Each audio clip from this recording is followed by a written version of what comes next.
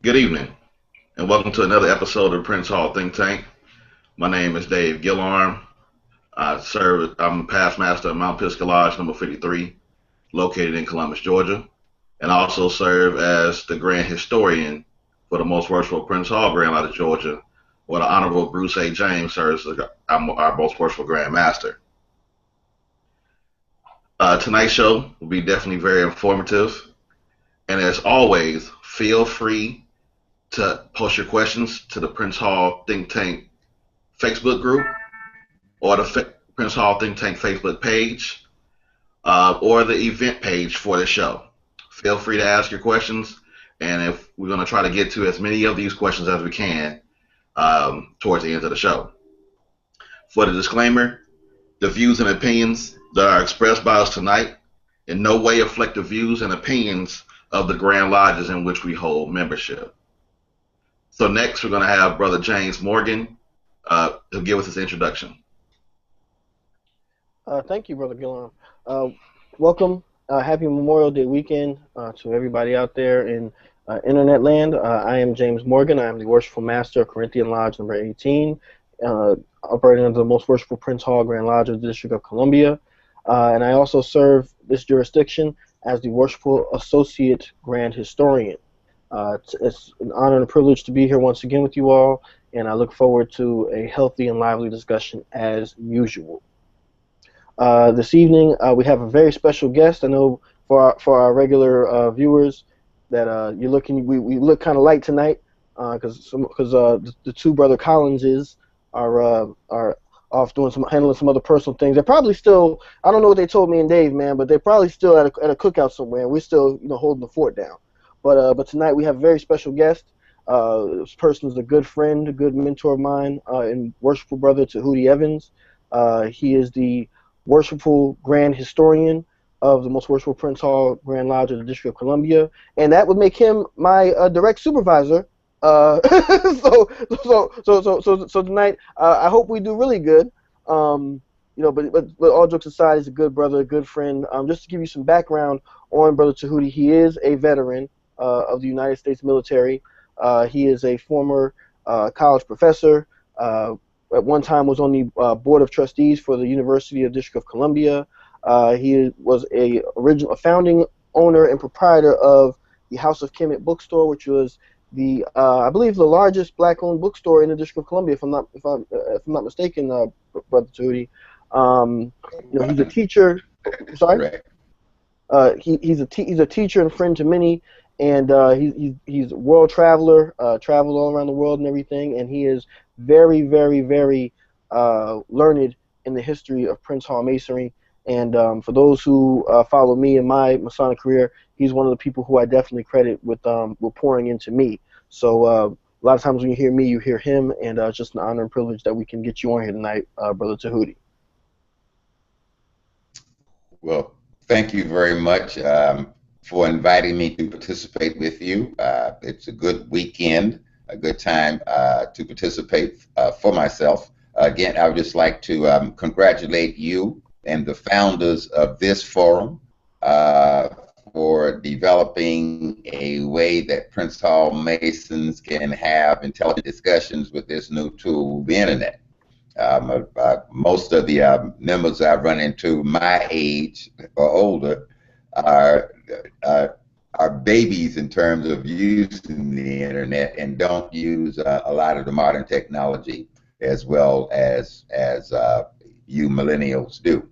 The thing that I think that we have to do, and you all are leading the way, is Prince Hall Masonry has to grow and move with the times. And this is a good way for us to communicate ideas and discussion. And I look forward to the evening. Thank you very much.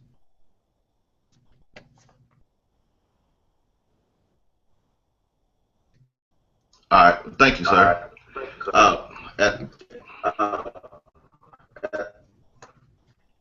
As as brother Evans stated, the Prince Hall think tank was started by Brother Antonio Caffey, and it was a forum to educate Prince Hall Masons.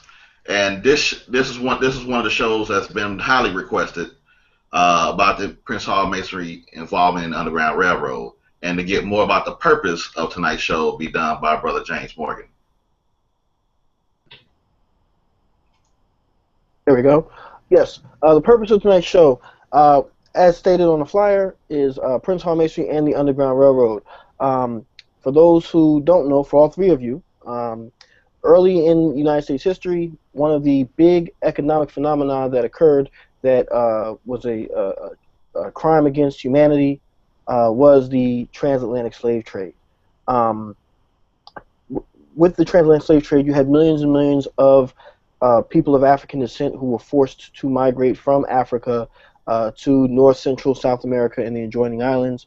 The numbers do vary as to how many precisely were forced to make that trip, and I'm quite sure that we'll never really know the true numbers. Some say roughly 500,000 black Africans actually made it to the shores of what would become the United States of America, and from that 500,000 individuals descend the majority of African Americans, of today. Um, the trade became known as the peculiar institution, in that although you've had other systems of forced labor throughout the rest of the world, to include Africa, in the United States it became very peculiar in this idea that the people who were enslaved became known as chattel, meaning that they were no different in terms of a legal sense from a dog, a horse, a table. You were a piece of property. You're not actually a uh, you're not considered a full human being, to the effect that there was at one time a thing called the Three-Fifths Compromise, which was done for voting and delegate purposes, that basically counted African peoples as 3/5 of a human being. I'm sure most of our viewers are quite aware of that, but for those who aren't, just think about what that does psychologically and culturally to a nation. Okay, so with that being said, Prince Hall and Prince Hall lodges, Grand Lodges, Prince Hall Masons throughout the years leading up to the end of the slave trade, um, played a vital role in trying to abolish that system, because it's something that not only affected them as individuals, but believe it or not, affected their organization to the point that you can actually trace how Prince Hall Grand Lodges were formed. At first by the states that did or did not have slavery, and even if they did penetrate into the slave South, what you'll find is that they still were being oppressed and repressed. So tonight we hope to shed some light on that, and honor those who served, because that's exactly what it was about. So with that said, I'm going to share my screen, if that's all right. Let's see here, share, and we're going to talk a little bit about some Prince Hall Masons who I feel are definitely worthy of being discussed this evening. Can y'all see? Can y'all see the screen? Yeah. Yes. Yeah. Very good. Okay, so my discussion tonight is entitled "The Light of Liberty," and I want you to key in on that, the light of liberty, because it's going to come back to you tonight. Tonight we're going to be discussing, again, the Underground Railroad, and I just wanted to highlight, for those who haven't seen or aren't familiar, the TV series Underground, which has been, they just finished their first season. As I was preparing my presentation, I really enjoyed watching this show, and I think that for those who study and who come back and watch this video again and again, when you go and watch that series, if you haven't already, you'll be able to pick up on a couple of things that lead into some of this history of Prince Hall Masonry that we're going to be discussing tonight. Tonight I'd like to talk about Brother George Latimer. Brother Latimer is not that famous, but I think he should be. Brother George Latimer was born in Norfolk, Virginia, to his father Mitchell Latimer and his mother Margaret Olmsted. His mother was a slave, and his father was a white man and the brother of his mother's slave master. Eventually, Latimer was sold Hey, to a brother, man. Yes, brother Jack, your screen, your presentation went away. it did. Can you see it now? No. Uh-oh. Having technical what about now? Only see you. You see me? Can you see it now? I see you. You see me, but you don't No. see the. Uh-oh. You still have a problem. One second. One second. Stay with me. Boy. Let me go back. Let me do it this way. I'm gonna share desktop, and then can you see it now? Yep. Yep. We're good now. Okay. Yes. So let me. Mm-hmm. Sorry about that, folks. All right. So this is George Latimer. You can see his picture? Okay. Yes. All right. Very good. Okay. So as I was saying, eventually Latimer was sold to a man named James B. Gray, who was a shop owner that was known to have abused George Latimer quite regularly and mercilessly. On October 4th, 1842, Latimer and his wife Rebecca escaped first to Baltimore, Maryland, then they traveled to Philadelphia, Pennsylvania, and onward to Boston on the Underground Railroad, sneaking as stowaways on a northbound ship. A $25 fine, or excuse me, a $25 bounty was offered for his capture if caught in the state of Virginia, and $50 plus expenses if he was captured outside of the state. Here's another picture of Brother Latimer. Um, Again, they escaped on October the 4th, but by October 20th, Latimer was captured and held in prison. Although there were attempts led by men like Henry G. Tracy to rescue him, they were unsuccessful. And as it says here, the reason why he was captured was that on the day of his arrival, he was actually recognized. And again, unfortunately for him, it's a very small world. He gets all the way to the land of freedom, and he's recognized by a former employee of his owner, who found it kind of odd that he was all the way in Boston when he knew that he belonged in Virginia. Uh, Immediately after his arrest, an organization called the Latimer Committee was formed to aid in his legal defense fund. Uh,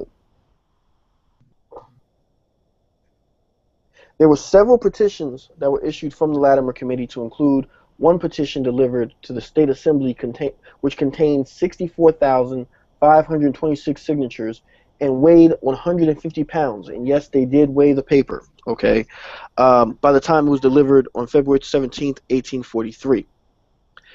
This petition led to the passage of the 1843 Personal Liberty Act, which was dubbed the Latimer Law, which prevented the Massachusetts officials from assisting in the detention of suspected fugitive slaves and banned the use of state facilities to detain such suspects.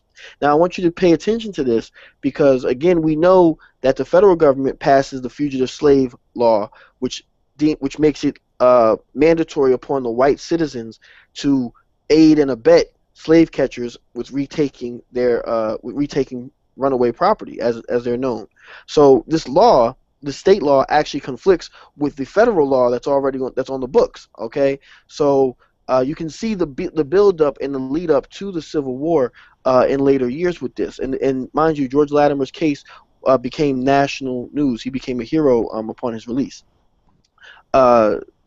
His freedom was actually purchased for the price of $400. And to give you an idea also about the Latimer Committee, the committee that was created ended up forming a newspaper as well, which was known as the Latimer North Star Journal, which covered his case, and there were nightly and weekly meetings that were held with white and black abolitionists alike, many of whom were Prince Hall Masons. After Latimer was set free, he not only became an Oddfellow, but he also became an active Prince Hall Mason and a member of the jurisdiction of Massachusetts. I was very happy to find this photo of him actually in his Oddfellows regalia. I tried to find one of him like this in his Masonic ones, but you can see, you can kind of get an idea for the distinction that Latimer, I guess, not only carried his organizational ties with, but also himself. He looks like a very distinguished gentleman to me. Latimer never forgot the kindness and friendship that was shown to him in the black community of Boston.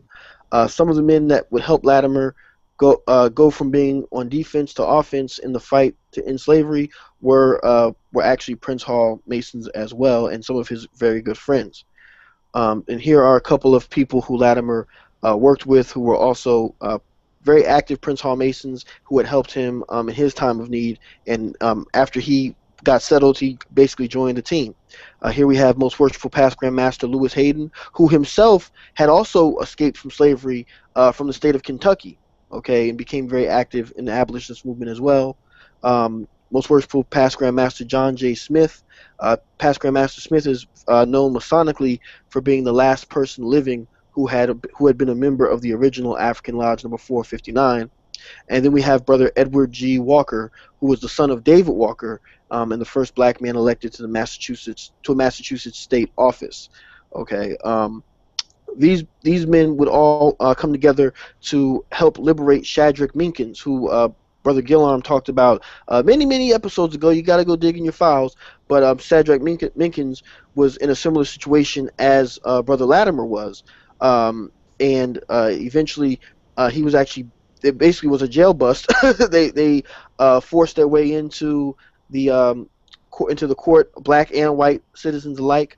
They freed Minkins and helped him escape to Canada. All three of these men, as well as Brother Latimer, assisted with that. Actually, Brother George Latimer was assigned to spy upon Shadrach Minkins' owner, who was in town, as well as other whites who were aiding in trying to get him out of Boston and send him back southward. So, Brother Latimer goes from being a victim to actually being a hero, and in some way being a spy. So I think that's kind of cool, actually. Last but not least, Brother George Latimer had many children, the youngest of which became very famous. His name was Brother Lewis Latimer, who would follow his father into Freemasonry and continue to let the light of liberty shine for years to come. Brother Lewis Latimer was initiated into Guelph Lodge in England, and he was very famous for creating the carbon filament that sits at the center of the original light bulb that Thomas Edison is famed for constructing. However, that would not have been possible had it not been for the invention by Lewis Latimer. So, Brother Latimer had many patents, became a very successful scientist in his own right outside of Edison, and literally, this show, Prince Hall Think Tank, would not exist without. Let me take it off screen sharing. Am I still sharing the screen? No, now I we see just you. Okay, you just see me good. Okay, so in closing, this show would not exist. Actually, our logo wouldn't even exist if it wasn't for Brother Lewis Latimer. And so we have to thank him and his father George for their struggle and their sacrifice. And I just want people to think about what if George Latimer had been recaptured and sent back south in enslavement. Lewis Latimer may not have even been born, and if he had, he might not have gotten the opportunity, might not have gotten the push to go on to explore his scientific curiosity and to create something very simple like a light bulb, which, again, without the light bulb, we wouldn't have the computers to even broadcast to you to bring you all this information. So just something to think about. And with that, I'll turn it back over to you, Brother Gillon. Thank you.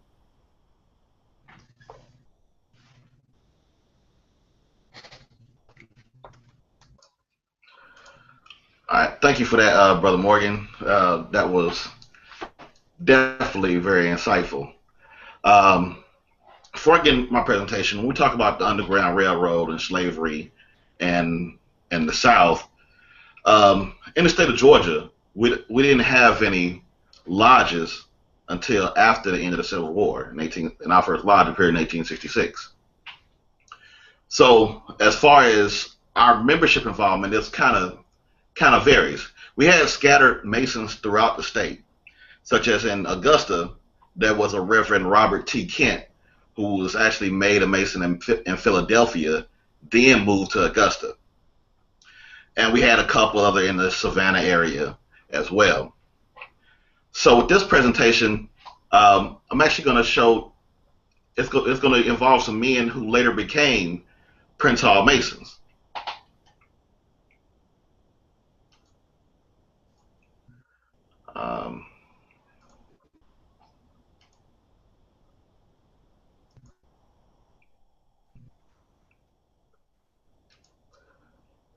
All right, is everybody can see my screen? Can you see my screen, Brother Morgan? I still see Morgan.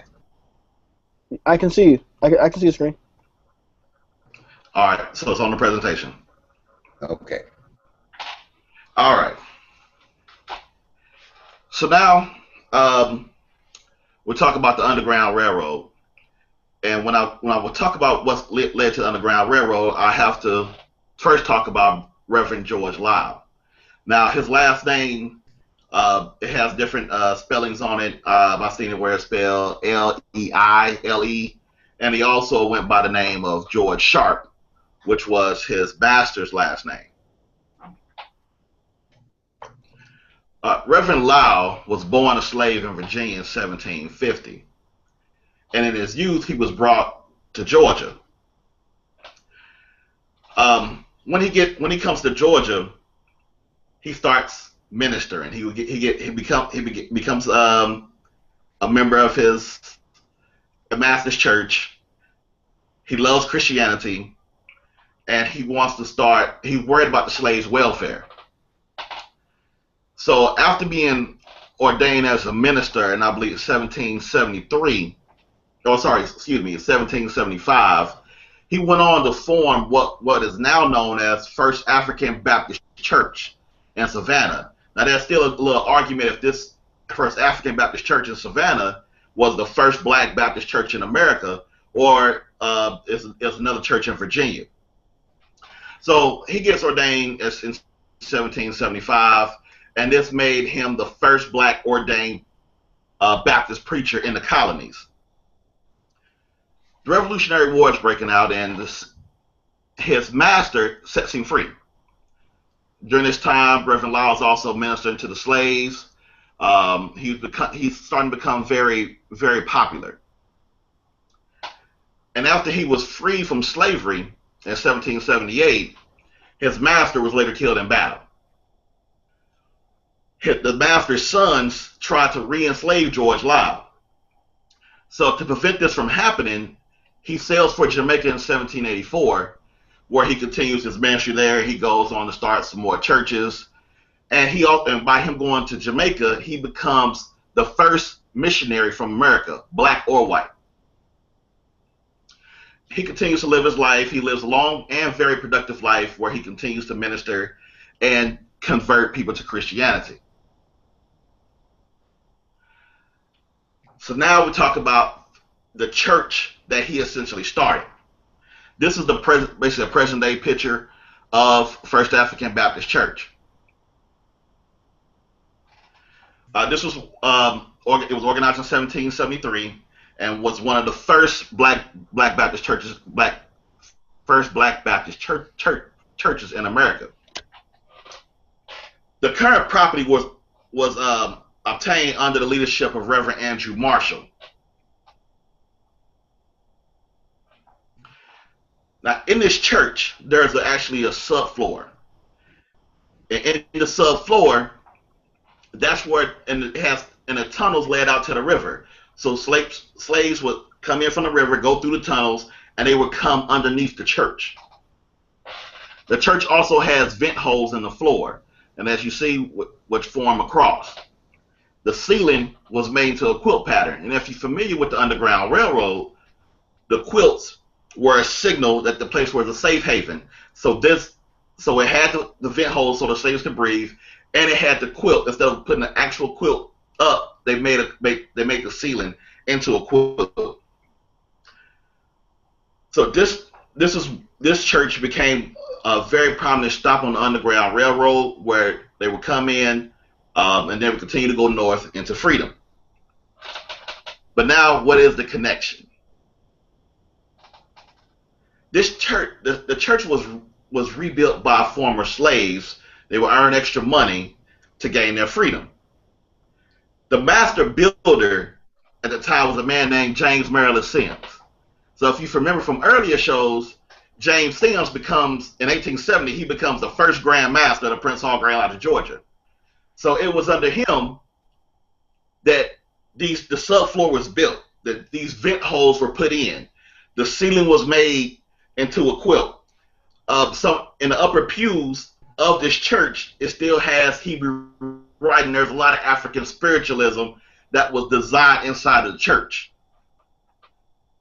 So Sims was the master architect for the building of First African Baptist Church.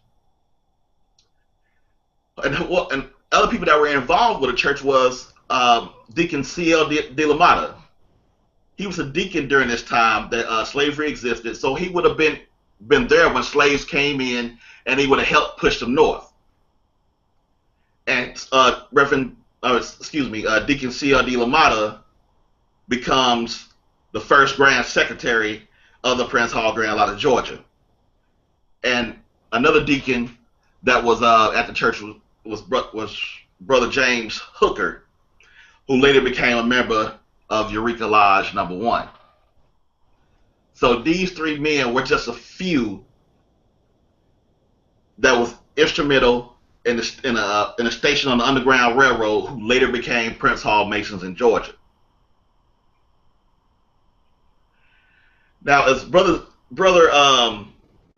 Morgan stated, we have past Grand Master Lewis Hayden on the left, and we have Brother Robert Morris on the right. Both of them were noted abolitionists in Massachusetts. So once Sims, who was instrumental in building a station on the Underground Railroad, he goes to Boston, and if you remember the story, he goes to Boston. He becomes an ordained minister in the 12th Baptist Church. He links up with Lewis Hayden. He becomes a Mason, and Lewis Hayden starts chartering lodges in Georgia. Now, this was obviously after the Civil War. We had other escaped slaves from Georgia named William and Ellen Craft. So they leave Georgia and they come to Massachusetts, and they immediately connect with Lewis Hayden, who then sends them up to Canada. So fast forward a little bit, 1889, Lewis Hayden passes away. And Lewis Hayden is revered as the father of Prince Hall Masonry in the state of Georgia. So this committee report is actually from our 1889 Grand Lodge proceedings. So previously somebody had asked about were there any documented accounts in Grand Lodge proceedings identifying somebody as a conductor on the Underground Railroad. And as you can see in this committee report, and I'm reading the excerpt from it, it says, whereas the said Lewis Hayden was illustrious in great works as a member of the Anti-Slavery Corps and a conductor of the Underground Railroad. So our Grand Lodge was highlighting his involvement in the Underground Railroad. He helped out James Sims when he came to Boston. He tried, as we stated, he basically kidnapped Shadrach Minkins, sent him to Canada, and he tried to help out Brother James Sims' brother when he was a victim of the Fugitive Slave Act. So this pretty much concludes my presentation about the involvement of the Underground Railroad in the state of Georgia and going north and connecting with brothers like Lewis Hayden and Robert Morris. Don't forget George Latimer. Yeah. Very good. Thank you for that, Brother Gillan. Brother Evans, you there with us?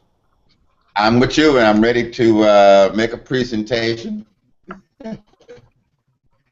Brother Evans, I didn't do have the floor. Okay. Unfortunately, I did not do a PowerPoint presentation for this program this evening, and I apologize to you and the audience for just being here to talk.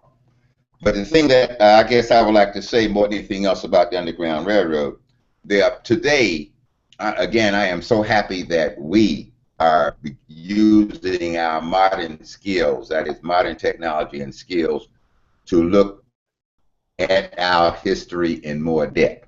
In September of this year, you know, the National African American Museum is opening on the Mall in Washington, D.C. And I went to a lecture last weekend there, and was somewhat concerned about the perspective that will be highlighted, all right, during the course of the museum's opening. That is, what aspect of our history they're actually looking at. But in terms of the Underground Railroad, today you will find almost as many myths about the Underground Railroad as you will find actually written history or documented history. And the reason for that is quite obvious. most of the participants, that is, those Africans in captivity who escaped and didn't write a treatise on how they got away, where they stopped, how they got, how they got to freedom. They talked about it to some degree, but the details of the stops and all were not really laid out. Most of the good-hearted individuals, both free blacks and whites, who allowed their bonds or their homes to be used and their church buildings to be used, again, a lot of them didn't document or write down the fact that they were participating in this event. So that by word of mouth, the escapees knew where to go, and like they head on for freedom. But there's not a lot of authenticated, documented history about it.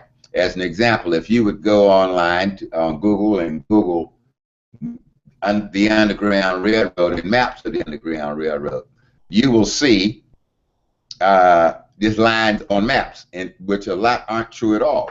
For example, there's documented evidence that a lot of the brothers who escaped coming through Washington, D.C., some went through Baltimore, then up through Philadelphia. Some went western Maryland up through Harrisburg, Pennsylvania, toward Philadelphia.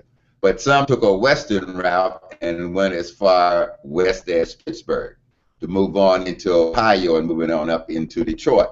All of this you'll get in stories that the people left, but we don't know exactly where they stopped. We don't know who the conductors were. The whole idea of holding people in captivity while advocating the tenets in the Constitution and the Declaration of Independence was first addressed by Prince Hall himself when he talked about the duplicity in his 1777 petition. All right, asking for the state of Massachusetts basically to abolish slavery. But the Prince Hall organization itself, up through the Civil War, we had a Grand Lodge in the District of Columbia. There was a Grand Lodge in Baltimore, Maryland, and that was about as far south as Masonry went. I would like to add one of the past Grand Masters of the District of Columbia, John T. Costin.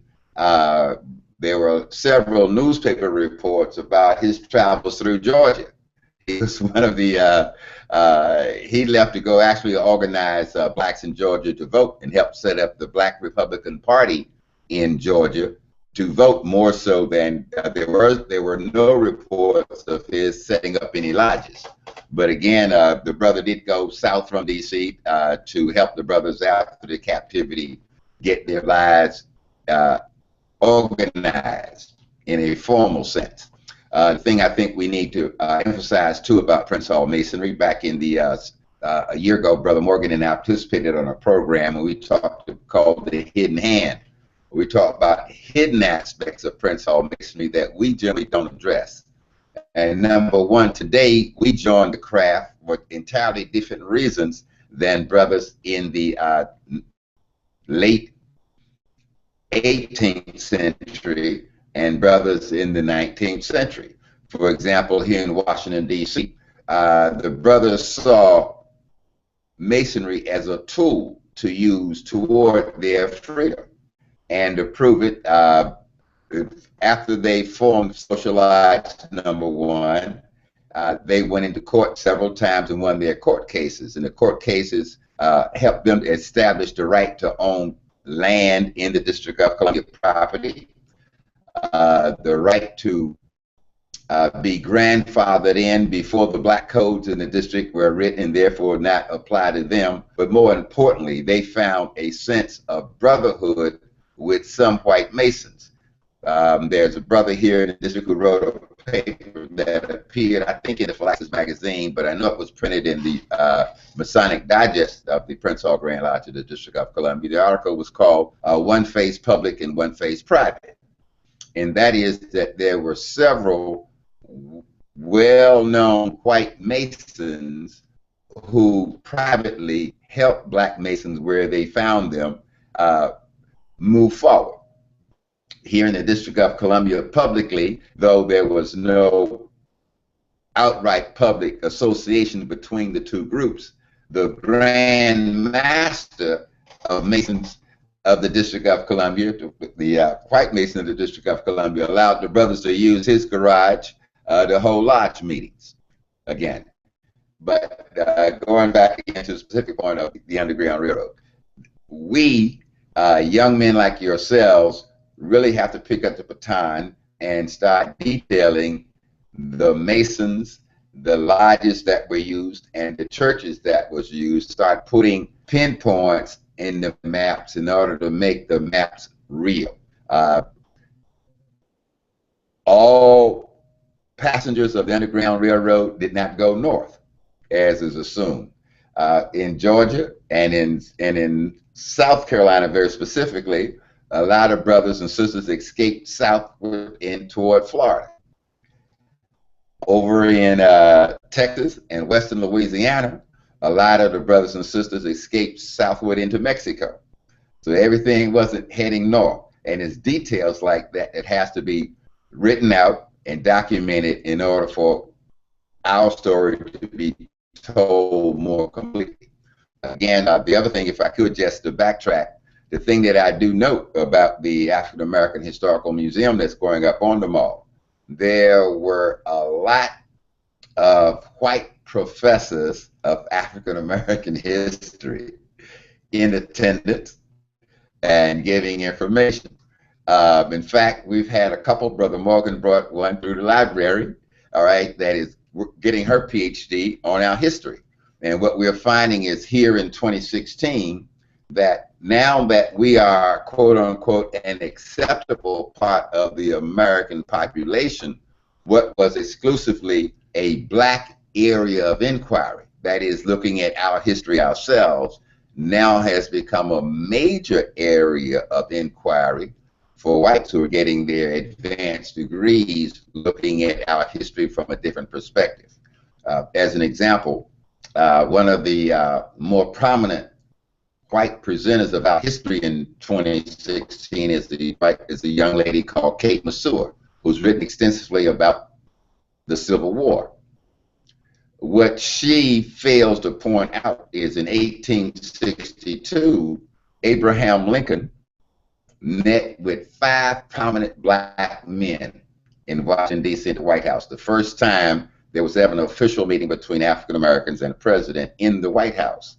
3 of the 5 members of that delegation were Grand Masters, or 2 were past Grand Masters, and 1 would become a Grand Master of the Prince Hall Grand Lodge of the District of Columbia.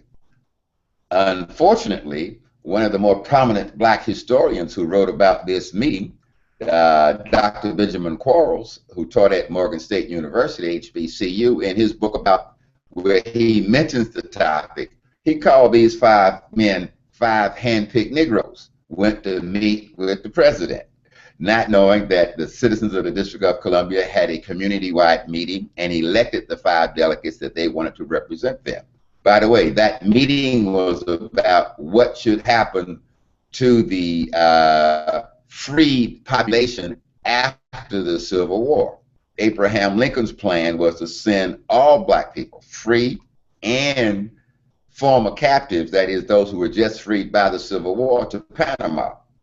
He saw no way that whites and blacks could live together in the United States at the conclusion of slavery, at the conclusion of the Civil War.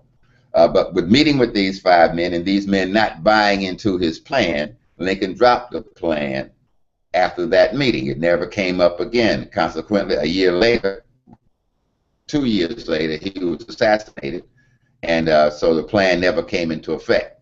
But if Lincoln had been able to convince this 5-man delegation, the second step was to send them off to other jurisdictions to convince free blacks in the community, especially those organized in Philadelphia and Boston.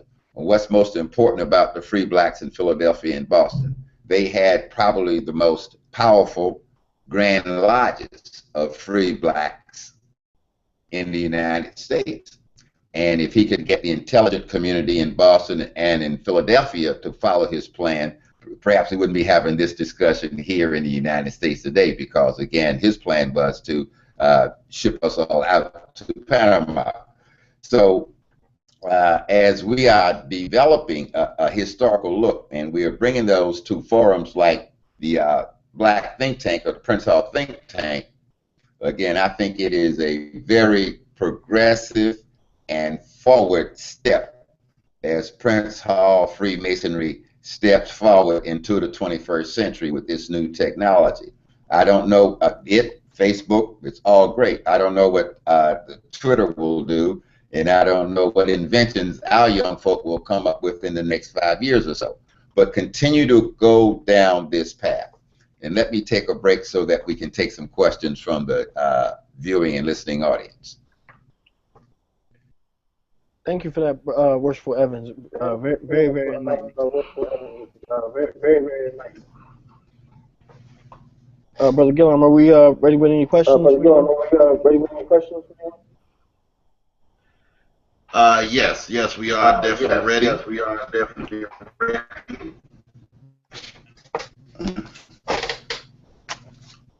All right, for the first question.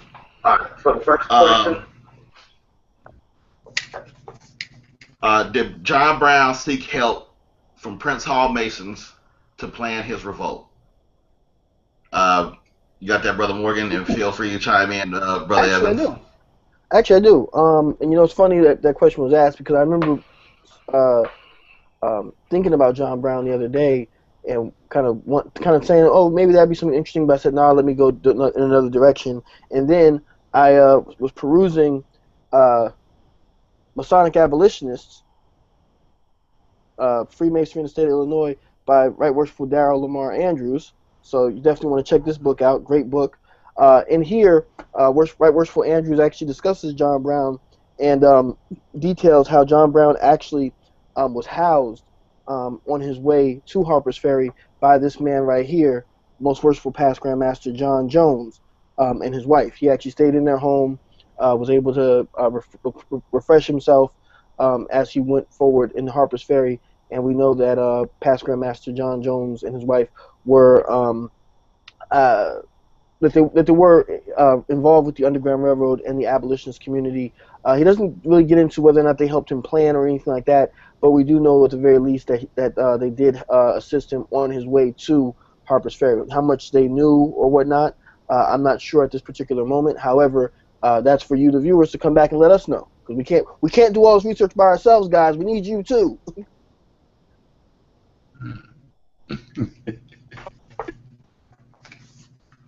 Thank you for that, Brother Morgan. Brother.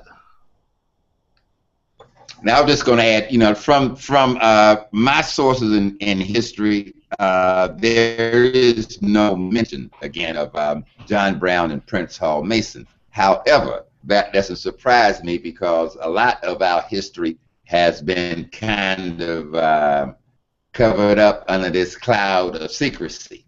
See, like Masonic secrecy, what that means, in fact, I had a white academic who was looking for information in our library about us, and basically made the statement that one of the reasons that we don't appear in their history books a lot is because they perceive us as holding secrets, and they don't know what our secrets are. They just kind of bypass us.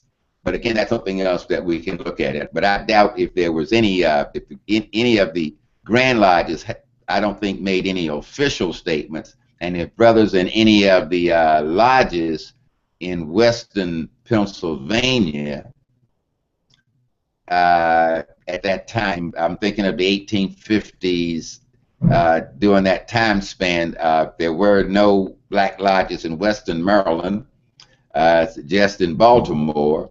And then the next closest lodge is 1848, of course, our Grand Lodge was formed. And there is no trace at all of John Brown making contact with any of the brothers in the 4 lodges that were in the District of Columbia before the beginning of the Civil War. But one thing I would add, though, too, is that everything in terms of contact or working with someone, not necessarily in their Masonic capacity. Like again, with going back to John Brown, the other thing you have to keep in mind is that he was in another organization with Martin Delany, which was known as Lincoln's Loyal League, or it's also known as the Loyal Legal League or Lincoln's Loyal Legal League. It's several different names, but in that organization, Martin Delany was actually a superior over John Brown. And when John Brown went and attacked Harper's Ferry, Martin Delany actually said that he acted on his own. That organization was a little more covert in their activities, and John Brown basically got in his mind that he wanted to assist in a violent overthrow. So we know Martin Delany was himself a Prince Hall Mason.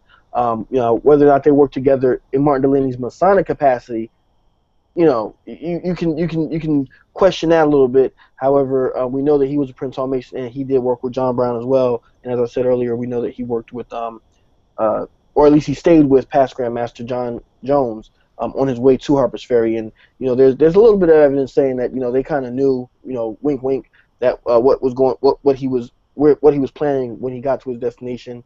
So that's just a little bit of a snippet. Okay. Thank you for that, Brother Morgan. And for the other viewers out there that may be just now tuning in, feel free to go to the Prince Hall Think Tank Facebook page, the Prince Hall Think Tank Facebook group, or the event page for this show and ask your questions. We're going to take as many questions as time will allow, so feel free to shoot your questions in. All right, for the next question, it's a statement first, then it goes to a question. Historians should make every effort to preserve truth, report accurate information, and be able to retract previous statements to provide new research if necessary. As experienced researchers and novices, we sometimes merge individual work with group efforts. During the course of your research, were there instances where Prince Hall Masons served as conductors or volunteered their homes, churches, or businesses to serve as stations separate from their subordinate lodge or their Grand Lodge? Yes. Simple answer is yes. There's several instances. One I can think of a very active. Actually, I can think of two individuals out of the same lodge. Actually, John W. Prout, who was the first worshipful master of Social Lodge Number 1 here in the District of Columbia. John Prout was originally from Philadelphia, Pennsylvania. He came here to the District of Columbia, and it can be argued he might actually have been the first African-American Freemason in the district. He came here, I believe it was in 1822 or 1821, and he actually he had a very long arrest record because his crime of choice was falsifying manumission documents. We actually have on record, I think at the National Archives, some of the documents that he actually was accused of falsifying. He was arrested and charged with slave stealing. However, he got a very light sentence, and there's some speculation about why that may have been. It very well could have been the fact that he himself was a Mason. The judge that he went before, Judge William Cranch, was, I don't want to say an anti-slavery advocate, but he was at that time considered soft on the issue of slavery and runaways or what have you. So what could have been a 10-year prison sentence and a very hefty fine ended up being a $50 fine. And the day of the sentencing, John W. Prout actually gets to go home free, and he actually continued his abolitionist work. Another individual I can think of who was very much persecuted here in the district was William Wormley. William Wormley is the older brother of James Wormley, and anybody who's familiar with DC history knows that James Wormley ran the very successful Wormley Hotel, which was a very successful black-owned hotel here in the district. William Wormley was actually an agent of William Lloyd Garrison's Liberator newspaper, and he actually was persecuted very much so for working with that newspaper, even having warrants issued for his arrest for selling the newspaper and trying to get subscribers to it here in the district. And then also his younger brother James, who I'm not sure if James was a Mason or not. I've never found any documents on his membership, but I think he very well might have been. But just to give some people an idea of how important James Wormley's hotel and his restaurant business was, if anybody's seen the movie Lincoln, if you remember the scene where President Lincoln, or excuse me, Ulysses Grant meets with um, Stephen A. Alexander from the Confederacy. They meet on a vessel. They meet on a boat in neutral territory to discuss terms of possible surrender or what they're gonna be doing. And that boat that they met on was actually owned by James Wormley. And James Wormley was actually contracted by the federal government to cater that secret meeting, which was a very top level secret meeting at that point in time. So again, not sure if James Wormley himself was a Prince Hall Mason. However, his older brother William was a very active one in our early years here in the district. But there are many, many other examples, not only here in Washington D.C., but throughout the eastern seaboard as well. Thank you. I would like to add, if possible, the members of Harlem Lodge number 4 and the Mount Zion Episcopal Church here in the District of Columbia definitely aided the escapees moving north. In fact, in the cemetery for the church, Harmony Cemetery, the what was called the burial building, or the building where they stored bodies in the wintertime when the ground was just too hard to bury individuals. This building was also used to house escapees.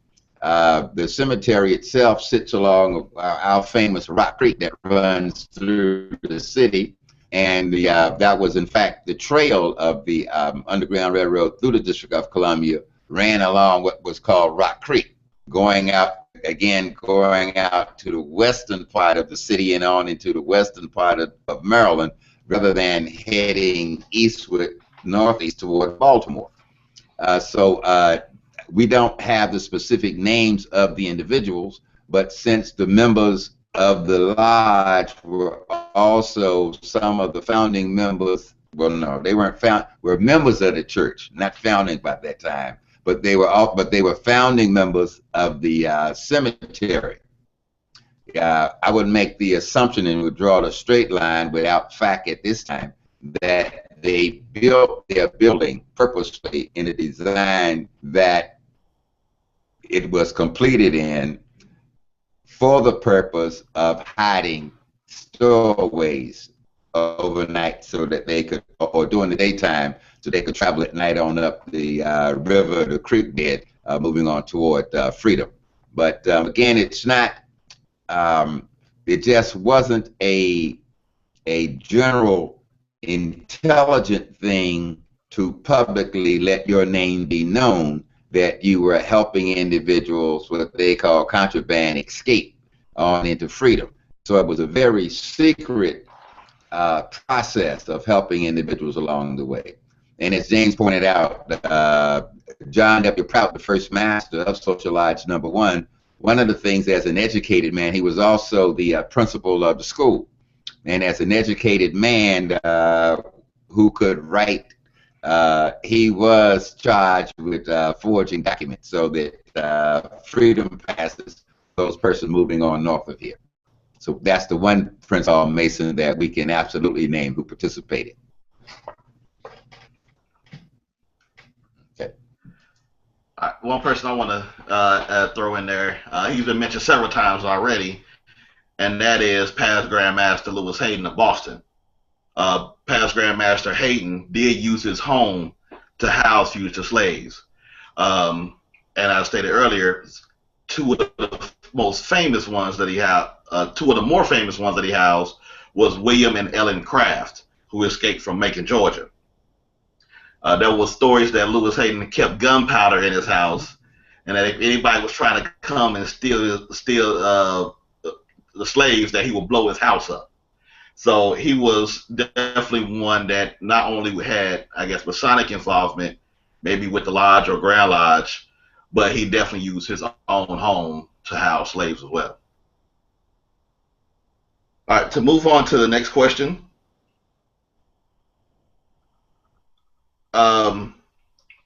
This one, it says, I've heard few times before that Prince Hall lodges were also refuges at times for slaves running from place to place.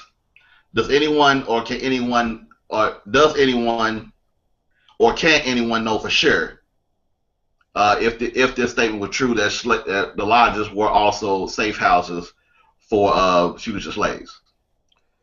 Well, I think that's a very good question. And once again, I'll refer back to Masonic Abolitionist by Right Worshipful Darrell L. Andrews of the jurisdiction of Illinois. I wish I had a little ting, right there. Please support this brother, support this book. But I'm gonna just read a quick excerpt from this on page 59, which is chapter 2, African American Freemasonry in Illinois, where Right Worshipful Andrews states that the first instance of African American Freemasonry in Illinois was accomplished in the 1850s under the jurisdiction of the Grand Lodge of the state of Ohio, with the warrant under dispensation for North Star Lodge in Chicago in 1851. As the first lodge of Master Masons warranted in Illinois, North Star Lodge received her official charter in 1852 and was granted number 12 by the Ohio jurisdiction under the term of Most Worshipful Brother Griffin T. Watson, Grand Master of Prince Hall Masons in Ohio from 1851 to 1852. The charter members of this lodge included Brothers Bradford, Isabel, Jones, Richard M. Hancock, Edward A. Fulton, David G. Lett, E. R. Williams, William L. Darrow, Harrison D. King, and Joseph Hoodlin. While the name of this lodge bears the name of the Underground Railroad line, there is no evidence of a direct correlation. However, the fact that the aforementioned Henry Bradford served as her charter worshipful master, with Louis Isbell, John Jones, and other abolitionists on the North Star Line, and the North Star Line again is a route on the Underground Railroad. On the North Star Line, as charter members, may provide enough information to make a logical inference to the source of the name of the lodge. Additionally, the charter 10 members succeeded one another in the Oriental Chair of North Star Lodge over the next 20 years. So that right there kind of goes into what Brother Sahudi was talking about earlier. Again, you have to remember the Underground Railroad, although there are documented cases, people such as William Still, whose job it was to document the escapees, many times because it's a covert network, you're not going to come out and say it's the Underground Railroad. Sometimes there are even some historians who state that there were different networks that were independent that ended up making up what we call today, what we know as the Underground Railroad as well. So you will find some instances where they're saying it, in later years, as we saw earlier with Brother Gilham's presentation, but many instances you will not. You'll have to do the further research on those individuals who started those lodges, and you look at the years and the locations and say, well, what was going on in that town at that time period? I want to pause here and give a huge shout out because we are talking about early Illinois history to Brother Wyatt Derrick of the jurisdiction of New York. Brother Derrick contacted me. A lot of people who know me, that y'all know that I'm very into family histories and whatnot. He contacted me to help him research his family, and he didn't even contact me necessarily to talk about Freemasonry, but he was just looking for history of his family. And what we were able to find out was that his great-great-grandfather, Reverend John Monroe Derrick, was a Prince Hall Mason, and in 1857 served as worshipful master of G.T. Watson Lodge number 2 in the jurisdiction of Illinois. And that lodge, and if you get the book, you'll find out a little bit of history on that lodge, was very active on the Underground Railroad. So, Brother Derrick, just want to give a huge shout out to you and to your family, because again, we looked at it and he asked me, he said, hey, does this mean that he worked the Underground Railroad? I said, well, we can't document that, but we know everybody, or a good number of the other people in that lodge were conductors, and that lodge did serve in that capacity. So we can make a very good inference right there. So I just want to give a shout out to Brother Derrick, because that was a huge surprise. Because again, he didn't even contact me about Freemasonry. He just wanted some tips on family history. But you never know what you'll find. Mm. Yeah, and also, as Brother Morgan stated, and Brother Evans, it is very difficult to find these written records. It's not like you would, that they would make mention that oh yeah, this lodge is a station for the Underground Railroad, and we've received X amount of slaves. Um, and just like in our procedures that I showed in my presentation, that was actually written in 1889. So that's when they mentioned that Lewis Hayden was a conductor on the Underground Railroad. Prior to that, there really is no mention of anything about the Underground Railroad in our proceedings.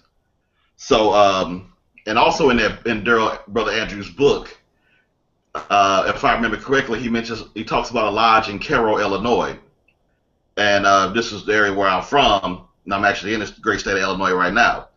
Um, that lodge was located along the river, and Brother Andrew states that a lot of the routes went along the river to help slaves escape from slavery. So with this lodge being located on the river, and the city of Cairo has a lot of underground tunnels, so it's very very likely that that lodge was a station on the Underground Railroad. But as far as the records, that lodge is now defunct. So if they still in existence, they would be housed by the Prince Hall, Grand Lodge, Illinois. Brother Evans, do you have anything to add? No, no, I would just follow up with what you're saying again. I am sure that there were many Prince Hall Masons who participated in helping folk escape slavery. That I'm sure. I would never be able, and I don't think anyone would ever be able to document in detail all the heroes who helped people get out of that nasty institution. The great work ahead as younger men are beginning to now document and write this history, interviewing as many people as possible and looking in detail of those notes. You know, oftentimes the Grand Lodge proceedings are Masonically written, and a lot of activity that goes on during the course of the Masonic year is not detailed the way you would find, let's say, find it in other institutions. So it's oftentimes you're not going to just find those type of details written down in the lodges or the Grand Lodge's proceedings.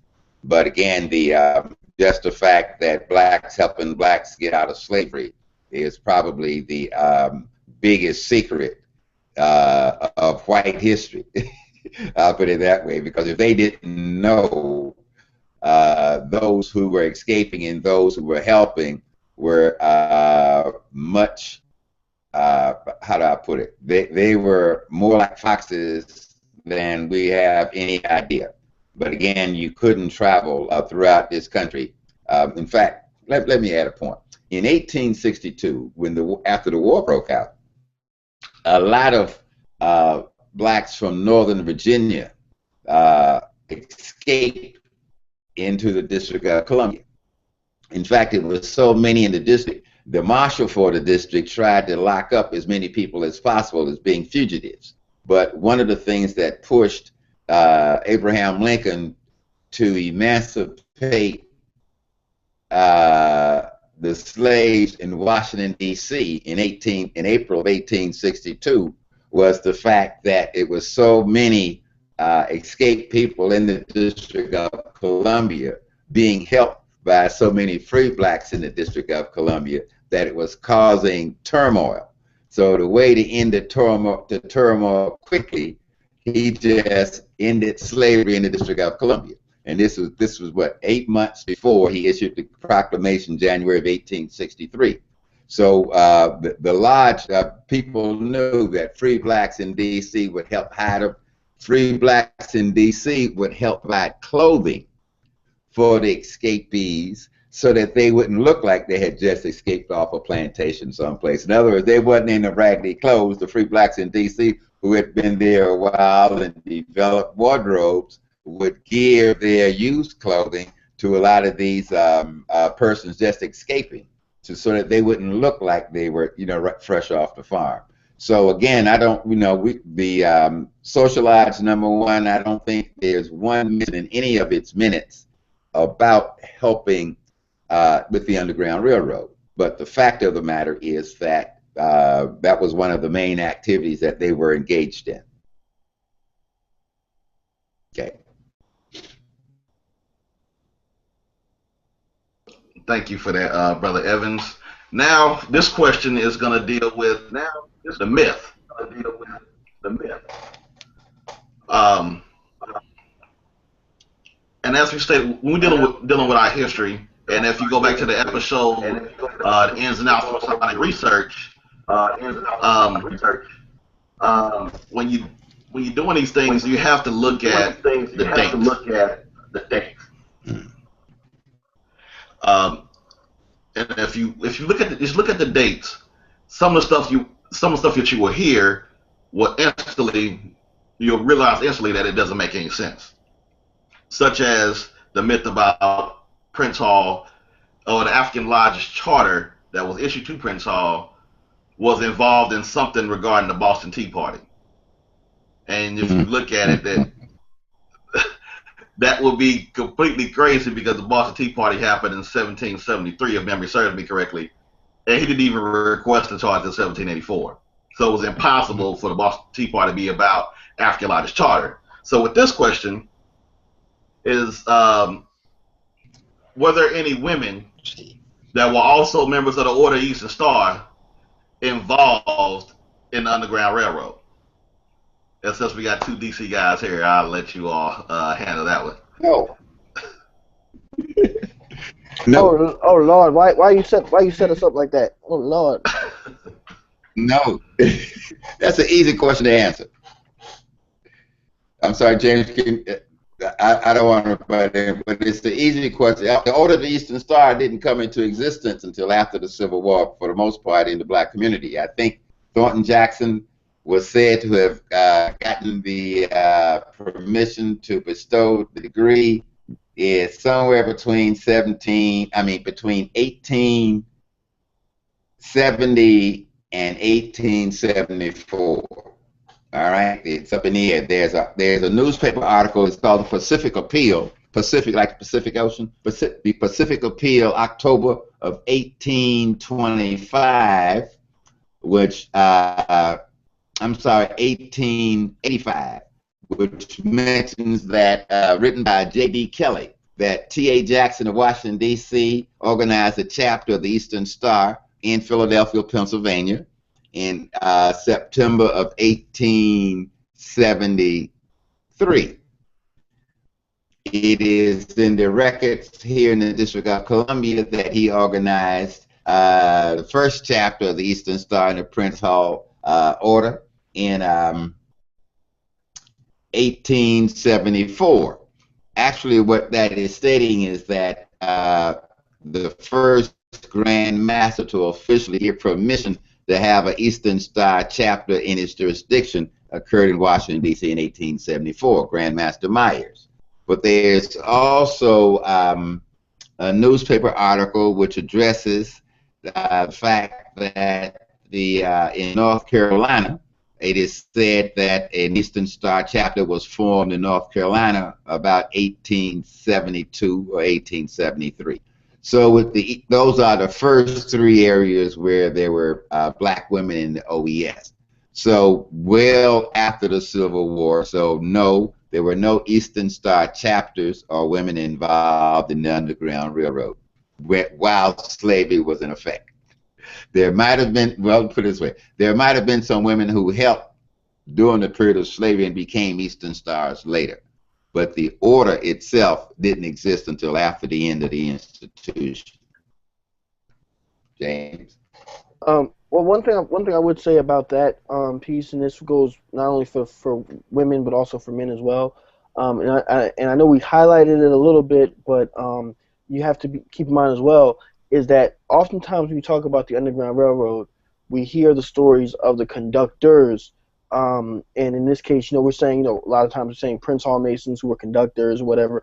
But also bear in mind, especially for those northern jurisdictions, a lot of the earlier membership, some of these people actually escaped on the Underground Railroad too. And that's another project that would link up with what Brother Sahudi mentioned earlier about trying to find those people who were conductors on the Underground Railroad, but also looking at some of the people like Lewis Hayden himself, who and George Latimer, people who actually escaped on the Underground Railroad and then became conductors, or even some of them just went about their lives, but also became Prince Hall Masons as well at some point in the future. But keep that in mind too, especially for anybody. If I'm talking to any lodge historians out there, which I hope I am, places like New York, Boston, going further north, Connecticut, the Canadian jurisdictions, Michigan, etc.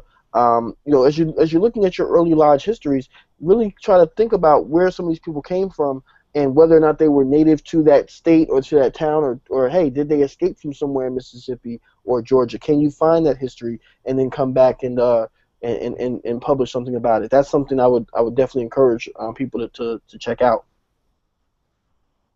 Okay.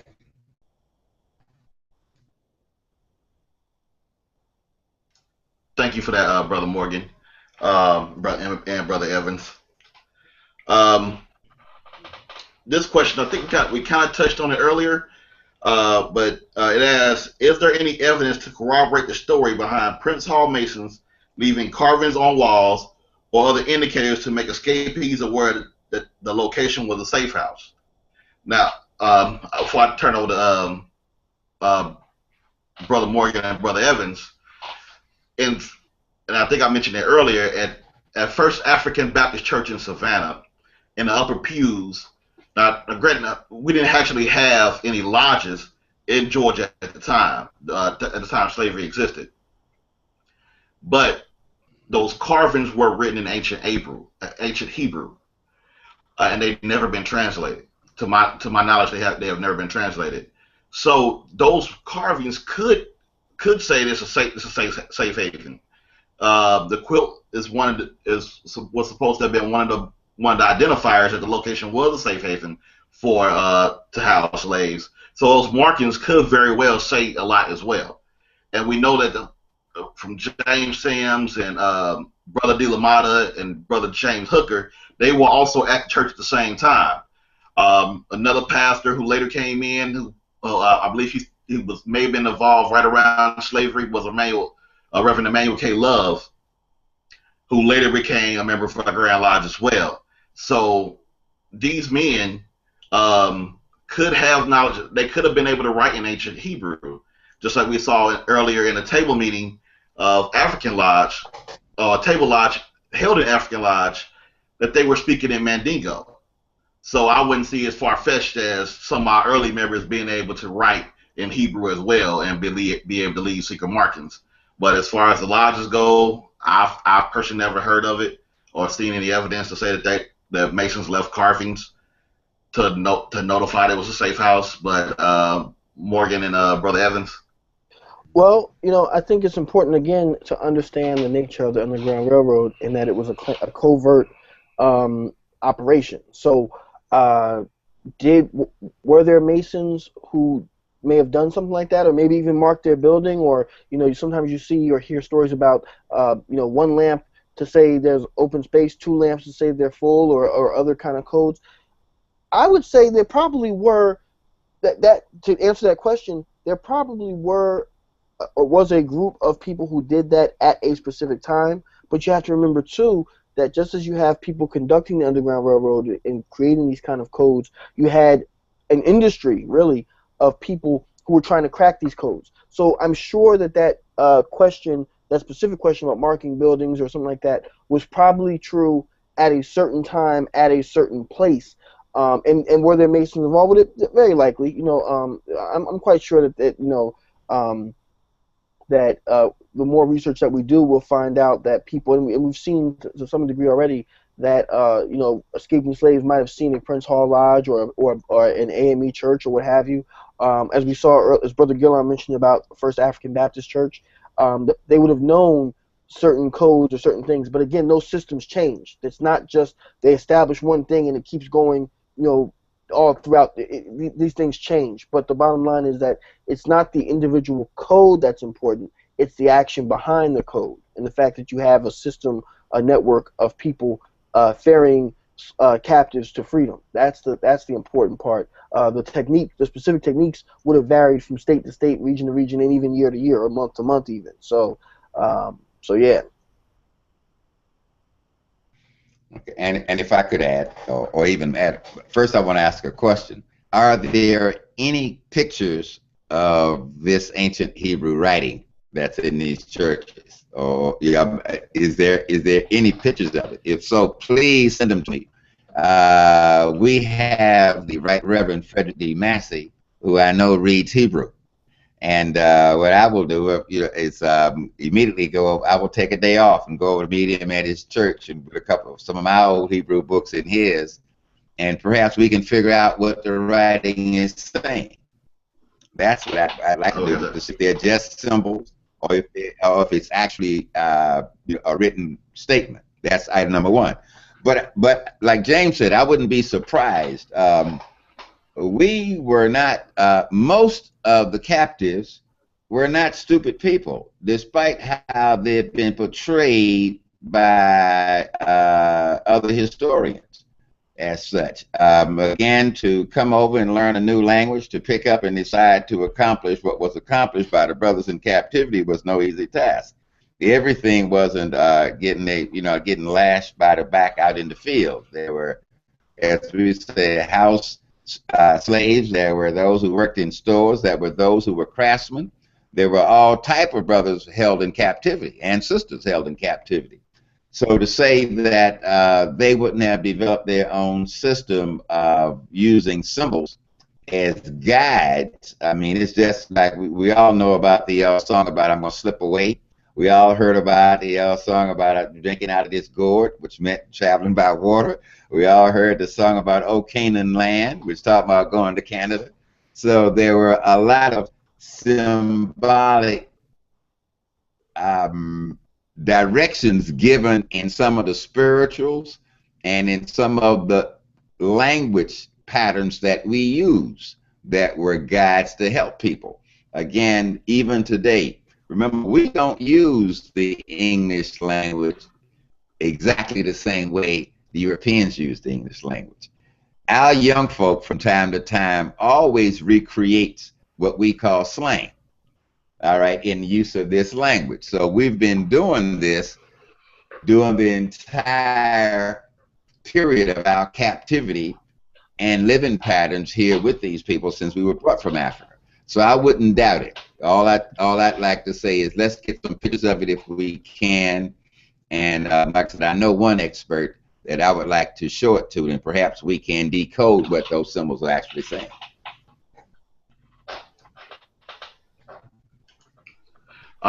Definitely will do. Get that information to you. I've been talking with their historian, so I'll get all the pictures, and I'm actually going there physically next month, so I can see all the stuff face to face. But I'll try to get as many pictures from him, and then if need be, I'll be there on in grounds within a month, and I'll be able to get those pictures to you as well. Great. All right, for those questions that we didn't get to tonight, as always, we will answer those wherever they're posted. So to wrap up the show, we definitely hope that you enjoyed it. This is one of our more requested shows. People want to know about Prince Hall Mason's involvement in the Underground Railroad. So next, with closing remarks, we'll have Brother Tahuti Evans. Okay, well, for the listening audience, again, thank you very much for giving us your attention this evening. I am honored to have been asked to come on and participate on Prince Hall Historians. I think, again, this is a forum that's only going to grow in the years to come. More and more people will start coming to this site. Thank you. I hope what information we shared with you will help you understand the Underground Railroad phenomena with a little more detail. If you want, I would like to recommend a book. It's called The Cheneysville Incident. Cheneysville Incident. All right, you Google it. It'll come up. It's a great story about the Underground Railroad that was coming out of Maryland, going up into Pennsylvania toward Pittsburgh, and the conductor who ran that aspect of the Underground Railroad. It's a good combination of history and fiction. It's a fictionalized. It's a real story that's been fictionalized in order for it to be the book. But you can get an understanding of some of the things that took place. And I would just like to tell you, brother and brother Morgan, keep up the good work. Don't listen to the naysayers. You all are on to something, and keep going forward with. Forward ever, backward never. Brother Morgan. Yes, sir. Thank you for that. Wow, how do I follow that up? Well, again, thank you to everybody. Love the support, love the positive feedback. I do get the emails and the messages and whatnot. I try to respond to everyone as much as possible. Just thank you so much for all the support over these past few months. I do want to say, I see we have James E. Carter Sr. He responded regarding John Brown. He said that he's reading the book John Brown and His Black Allies, An Ignored Alliance. And he says here that Brown went to seek allies and information to build alliances among more radical elements of the free African population. He could find radical free Africans in the independent black churches, working with the Underground Railroad, in Prince Hall Masonic lodges, and in the Black Convention movement. So right there, that's another book right there coming live from one of your fellow viewers, John Brown and His Black Allies. Thank you, Brother Carter, for that. Greatly appreciate it. I'm not familiar with that book myself, but check it out and let us know what you think. To get back to my closing statement, I do want to say that I had the pleasure of co-authoring a book to a degree with Brother Evans. I've talked about it before. Definitely check out Brother Evans's chapter in the greatest Prince Hall Mason of the 20th century. You definitely want to check this book out. Brother Evans does have a chapter in here. Brother Evans, remind us who's your chapter on again? Amos T. Hall, past Grand Master of the jurisdiction of Oklahoma, past president of the Conference of Grand Masters, the man who convinced Thurgood Marshall that he should come join the craft. Amos T. Hall, who, of course, I recommended as definitely one of the greatest Prince Hall Masons of the 20th century, but in my opinion, probably the best and most influential Mason of the 20th century, because of what he did in organizing the Conference of Grand Masters, and rather than it being just a get-together of men getting together, he organized it and made it an official forum for unifying Prince Hall Masonry. Definitely. Magnificent. Thank you for that. So definitely check that book out. Again, please support Right Worshipful Darrell L. Andrews' book, Masonic Abolitionist. I found it as a great resource for my presentation tonight. And for those who are in California on the West Coast, next week, June 9th to the 13th, I will be at the California Masonic Education Symposium. So, my presentation, a lot of it was inspired, not all of it, but a lot of it was inspired by that book. So please check it out. And last but not least, you guys are getting a lot of books tonight. So you have a lot of reading to do on your last day of the Memorial Day weekend. Last but not least, I do want to highlight a book written by a Prince Hall Mason, Alex Haley's Roots. I know people are gonna crack jokes with me. I don't care. I like family history. Check out Roots. If you don't have it already, please check it out because as most of you know, there's a new version that's going to be premiering tomorrow, and a lot of people do not know that Alex Haley was in fact a Prince Hall Mason himself. So it's a Pulitzer Prize-winning book. If you don't already have it on your bookshelf, I don't know what you're doing. So I'm done with the books. I'm done with my comments. Thank you, everybody, and I can't wait to see you next month. Thank you for that, Brother Morgan. To get my final comments, some of the upcoming things I've been working on is there was a story about Ray Sprigle, who was a Pulitzer Prize-winning journalist from Pittsburgh, who actually linked up with John Wesley Dobbs, and Ray Sprigle wanted to learn what it was like to be a black man in the South for 30 days. And this happened around 1948. So Sprigle links up with John Wesley Dobbs, and he's traveling through the South. Dobbs is telling everybody he's a light-skinned black man. Ray had went to Florida and got a tan. And and he travels throughout the South, and he comes back and he writes his piece, the 21 pieces on what it was like as being a black man in the South.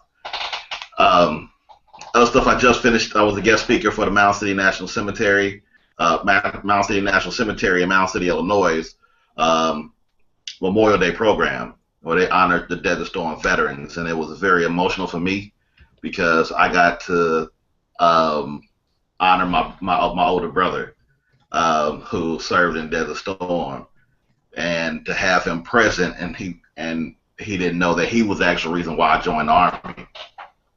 So actually doing that was very, very personal and touching for me. And as we go into Memorial Day, please take a moment. I know we're going to have barbecues and everything else. Take a moment to honor those soldiers who gave their ultimate sacrifice.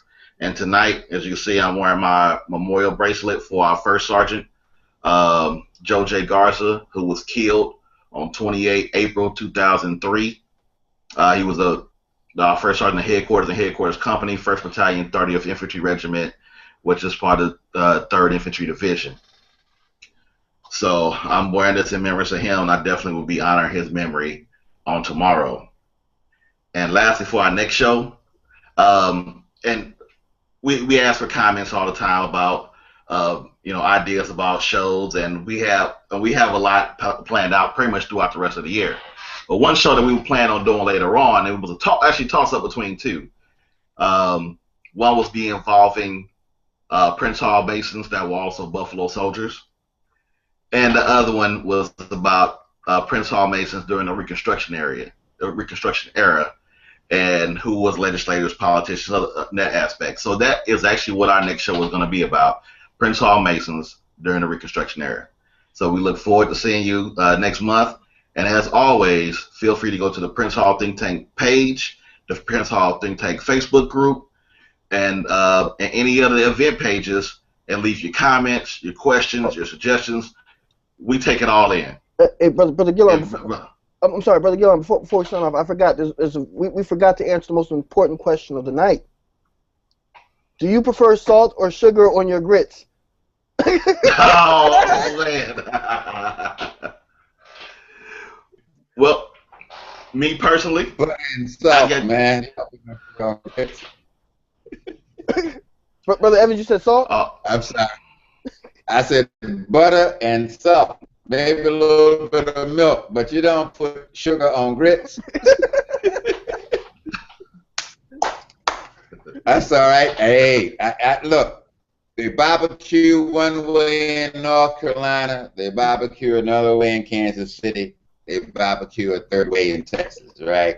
It's all called barbecue. I'm sure that however you dress your grits up, if you like grits, you are a good Southern boy.